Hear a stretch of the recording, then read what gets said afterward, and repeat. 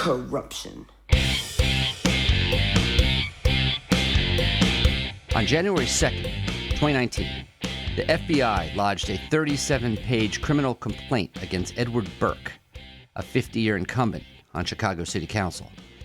Since 1983, he has chaired the city's powerful finance committee, and during that time, he has apparently also been using his position to shake down individuals and companies for money. For much of 2017, federal agents followed him around and recorded his phone calls and eventually raided his office.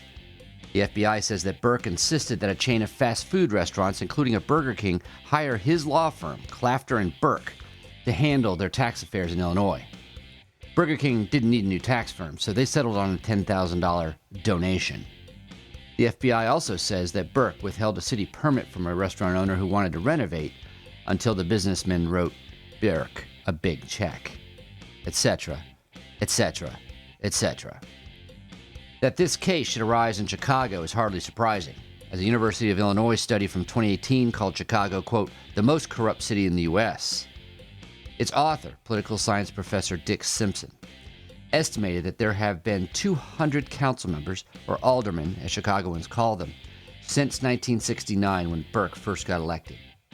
Of them, 33 have been arrested for corruption, including extortion, bribery, and fraud. A survey in 2016 found that more than 90% of Chicago business leaders observe cronyism in city government. Of the 10 largest cities in America, Chicago is also the only one without term limits on its city council or its mayor.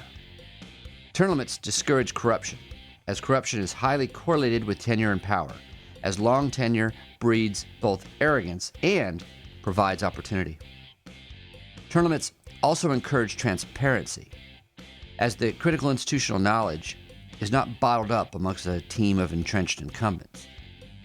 Instead, you have regular stream of ex-council members constantly being created who have intimate knowledge of the system. Meanwhile, new members come in and review the system with fresh perspectives. Voters know all this, and in 2018, about 60% of voters told pollsters they supported term limits for the Chicago Council. In 2018, there was a serious attempt to put mayoral term limits on the Chicago ballot. Led by former Democratic Governor Pat Quinn, the requisite signatures were collected and the measure was okayed for the ballot. However, under state law, only 3 ballot questions can appear on the city ballot in one election.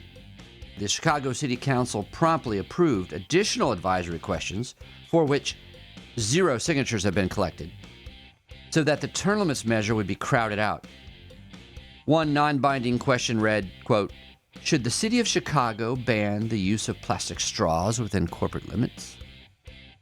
Governor Quinn called this a sabotage tactic. It's also fair to call it corrupt.